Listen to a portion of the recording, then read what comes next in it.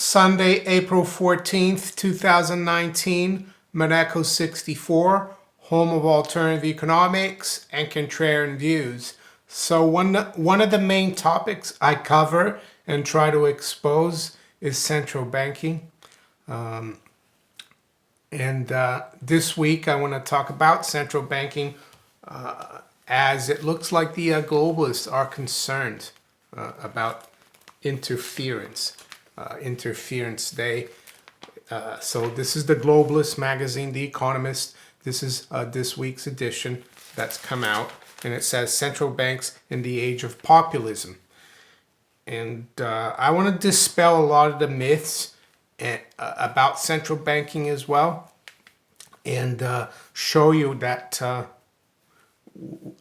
there is no need to reform central banks. And what do I mean by that? Well, what we need to do is completely abolish central banks.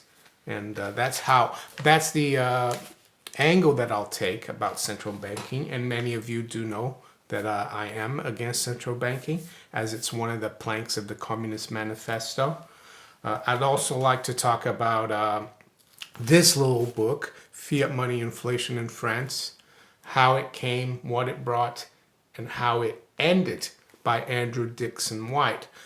It's not a long book. There's loads of free PDFs out on the web. You can find it very easily, and I highly recommend you read it. I read it over 10 years ago, and it's what's helped me see what's coming in terms of the economy, the money, society, behavior. It's a real gem, this book, and you need to read this to see what the ills of inflation are. And that's what I'll touch upon here, especially with what's happened recently with Julian Assange. I'm not going to cover that too much because there's so much coverage out there. My focus, of course, is on money, banking, but I will make a little a link to what's happening in terms of human freedom and inflation and this pamphlet or book. So before I start, I'd like to thank all the new viewers, new subscribers, existing subscribers for their interest in the channel, for their participation in live streams, also for their comments below in the videos. It's great to see people participating, asking questions. Also like to thank people for some of their contributions to the channel, be it via PayPal or through Patreon or through buying merchandise in the Maneco 64 store. You can find some interesting merchandise there. You can find Billy mugs, you can find End the Fed mugs, End the Fed t-shirts, and other stuff. All that is in the description below if you'd like to contribute or help to the channel.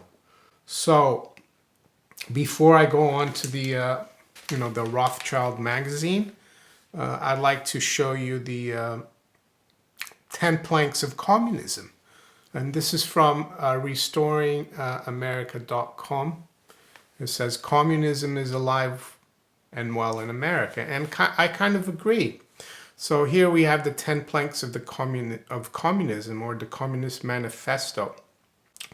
Number 1 is abolition of property in land and application of all rents of lands to public purposes. 2, a heavy progressive or graduated income tax.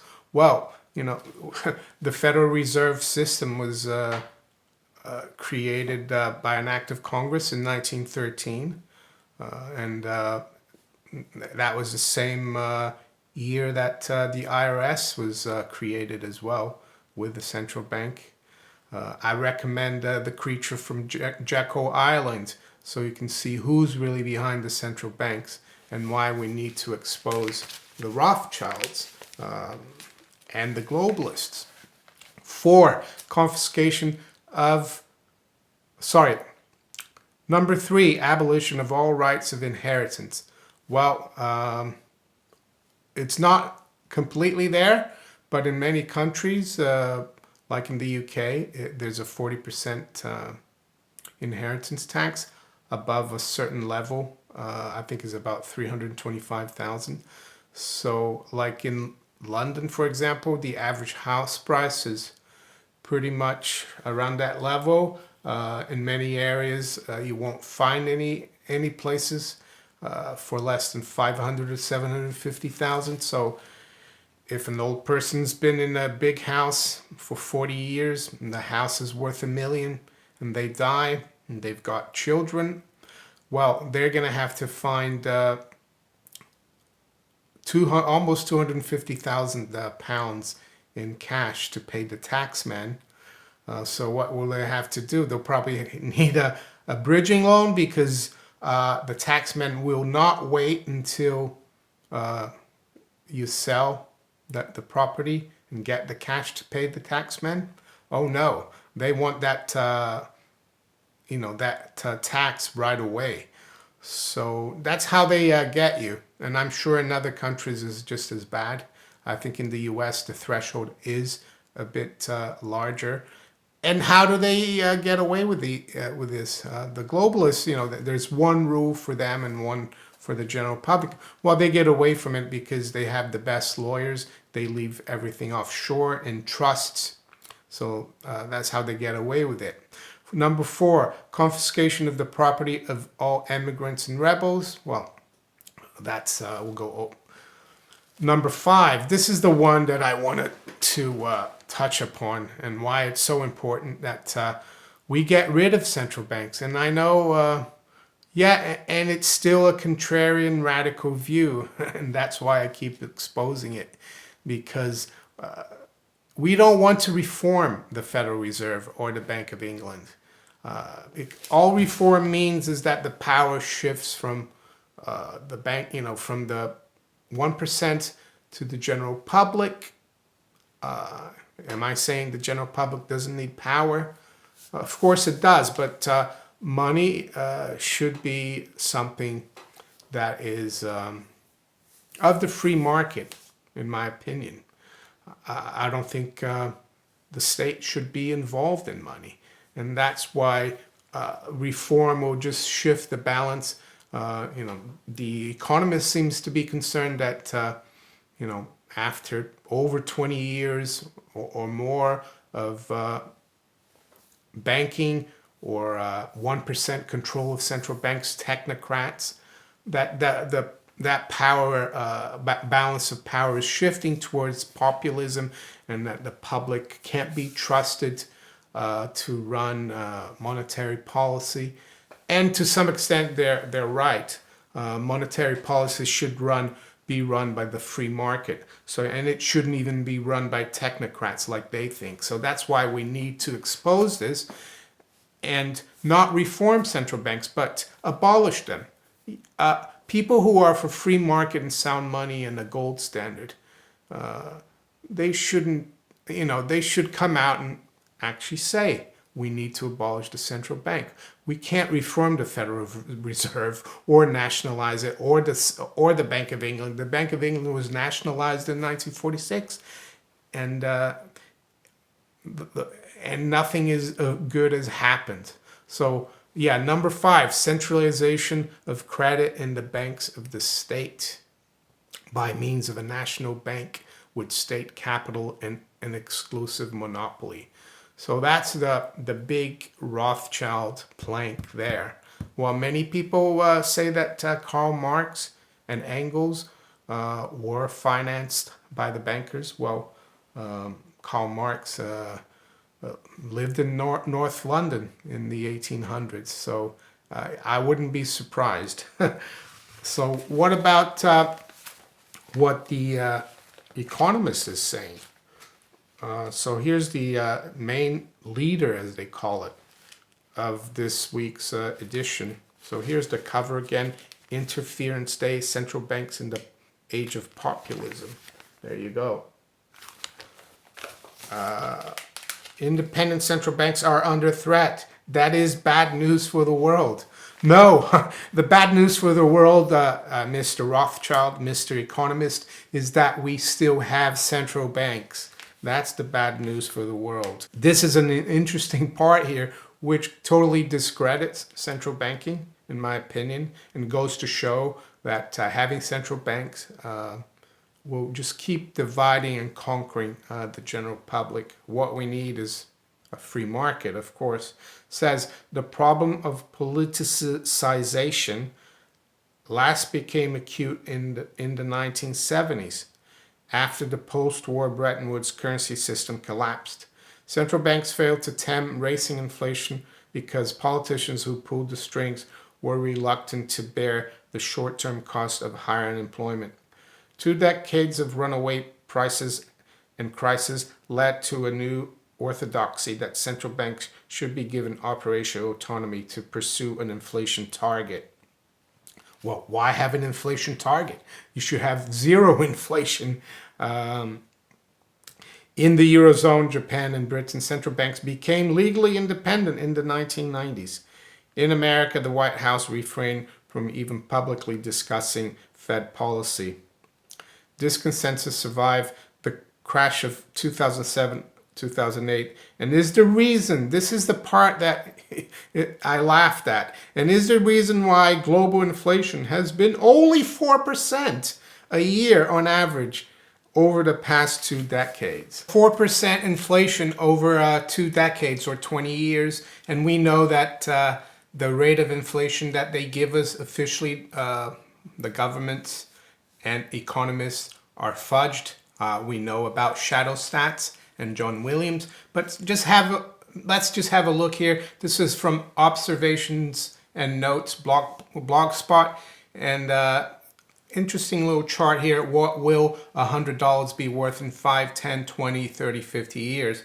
So if we take the blue line, that's 3%. The yellow line is 5%. If we take pretty much between those two lines and we look at $100 in 20 years at 4%, you can see that it will be worth around $45. So much for price stability, Mr. Rothschild or Mr. Economist, Mr. Central Banker, Mr. Globalist. So that's why I laughed.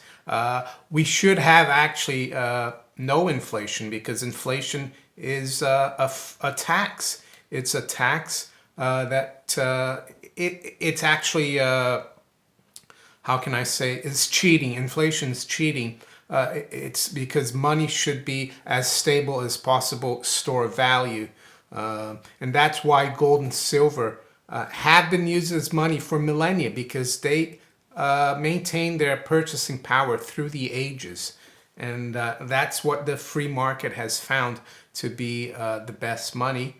Am I saying other things couldn't be money either? That money that is stable? No. I'm all for free markets and competition. Could Bitcoin and cryptocurrencies be that? Maybe. They haven't been around for too long. Am I saying you shouldn't be involved in cryptocurrencies? No, because I have a small speculative position in cryptocurrencies as well. Point they make is that central banks have done a great job, in the past 20 years, because they got independence. That they've tamed inflation, they've made things more stable, but they don't go on to say that in the last 20 years with central banking independence, we've had the worst crisis since the late 20s, early 30s. I mean, 2007, 2008, this whole system almost imploded. So yeah, the Economist is concerned that there is political pressure against, on central banks. You've got Trump making a lot of comments, pressuring the Fed. You've got also in Italy, the coalition government talking about taking back the gold from the central bank. It says here that Trump wants to nominate Stephen Moore and Herman Cain, 2 unqualified cronies, to its board. But actually, Herman Cain was chairman of the board of the Kansas City Fed.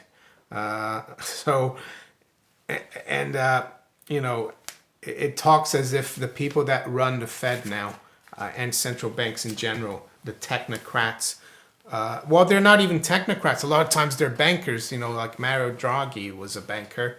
A lot of them are PhD economists. Have they done a great job? No. The policy of the central bankers in the last 10, 11 years after the crisis that they fomented has made things even worse. This is what they say in the beginning. Critics of economics like to say that its abstract theories lack real-world payoffs. There's a glaring counterexample. The global rise of central bank independence in the past 25 years. In the 1970s, it was normal for politicians to manipulate interest rates to boost their own popularity. That led to a plague of inflation. And so rich countries and many poor ones shifted to a system in which politicians set a broad goal. Steady prices. And so rich countries and many poorer ones shifted to a system in which politicians set a broad goal, steady prices, and left independent central bankers to realize it.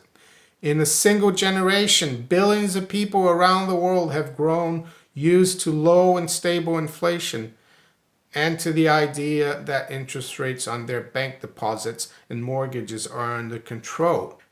What interest rates on deposit, Mr. Rothschild or Mr. Economist? Interest rates are zero and negative in some countries. That's what central banks have done. And the bank deposits, last I saw under central banking, independent central banking, bank deposits are now prone to be stolen by bail-ins. I ask the people in Cyprus, ask the people who lost money here in the UK from Northern Rock, or IceSave, which was a Icelandic bank here in the UK, which Gordon Brown unfortunately bailed out. I remember I knew someone who had £5,000 in there, and they lost that money but got it back. Who paid for it? We did, taxpayers. So as I said, we need to eradicate. We need to abolish central banks. We don't need central banks. I know it seems radical, but it's the only thing that will solve the problems that we have now and the problems that we've had. We need sound money. That's what we need. Of course, the Economist was not going to mention that. So we need to get away from this left and right paradigm, or this populism and technocratic, that there are people out there who are smarter, who should run central banks, who should know what the interest rate for billions of people around the world is. That's pure communism, and that's why we need to expose central banking. It's the biggest tool of the globalists. Yeah, and the globalists are run by the internationalists, by the bankers, and yes, they're communist. They're not free market capitalists. So what about Andrew Dixon White, fiat money inflation in France, and Julian Assange? We all know what's happened to him, so I won't go over it. But I did go through some of the history and why the United States, I would say the deep state, even though Donald Trump used to say he loved WikiLeaks, now he doesn't even want to comment on it. So who's behind his arrest? Well, I think it is very powerful people, the people in charge. And one of the main reasons is that Iraqi war log. And I saw that video years ago. It was horrible what the U.S. Army did, military did in Iraq. They shot at civilians, at journalists, and they killed them. And you can see the video if you Google Iraq war blog. And these guys driving these tanks, and they start laughing. Oh, we just went over some bodies here. It's like horrible. So yeah, he exposed war crimes. And that's, a no-no for the people in charge. And what's that got to do with this? Well, it's one of the symptoms of a system that's under threat, especially fiscally, that they go after people, you know, kind of like a reign of terror, so to speak. So I've taken part here of the book, you know, what came about of you know, the experiment with paper money, French Revolution in 1789. So this experiment with paper money, or assignats, from 1790 to 1795. So I'll take here from page 37 in my book. I'm not sure what page that will be if you find a PDF book, but it says, the washerwomen of Paris, finding soap so dear that they could hardly purchase it, insisted that all the merchants who were endeavoring to save something of their little property by refusing to sell their goods for the wretched currency with which France was flooded, should be punished with death. The women of the markets and the hangers-on of the Jacobin Club called loudly for a law to equalize the value of paper money and silver coin. It was also demanded that a tax be laid specially on the rich to the amount of 400 million francs to buy bread. Marat declared loudly that the people, by hanging shopkeepers and plundering stores, could easily remove the trouble. The result was that on the 28th of February 1793, at 8 o'clock in the evening, a mob of men and women in disguise began plundering the stores and shops of Paris. And there are many more other examples, you know, of how the people in charge of a system that is fraudulent, corrupt, and inflationary like we have today, what they will go to hold on to power. Of course, nowadays we have fiat money inflation in the whole world. You know, we do have inflation, Mr. Economist. Inflation is purely a monetary phenomenon, and it's the increase in the amount of money and credit, and we've had that massively in the last 11 years. So that's what I'm trying to say here, is that the empire, the fiat money empire, the US Anglo-American empire, they're going to hold on as much as they can, and they will punish anyone who tries to expose them. I personally think they will collapse from within. So my recommendation, yes, it's upsetting what we've seen with Julian Assange. They've Americans, the deep state, the American government is saying that he is a traitor, but he's not even an American. He's Australian. How can he be a traitor to the United States? They're just using any law they can, and it's worrying because they can go anywhere in the world and take someone who's not even American, who's been criticizing or exposes the truth of what they're doing. And that's what it's all about. My conclusion, yeah, let's not reform central banks. Let's end them, The Economist. And yeah, things are going to get worse, in my opinion, as this paper money dollar system, petrodollar system, whatever you want to call it, comes more and more under threat from natural forces. You know, the natural law of supply and demand. The more of this phony money they create, the less valuable it becomes, the more desperate the powers that be will become. So there you go. If you enjoyed this video, make sure you hit the like button. If you're not subscribed to the channel yet, think about it. Share it far and wide with people who you think might enjoy this kind of content. And also make sure you hit the little notification bell above to be notified of my new videos. And you can also follow me on Twitter, Steemit, and on DTube. I wish you all a great rest of the weekend. Take care. Bye.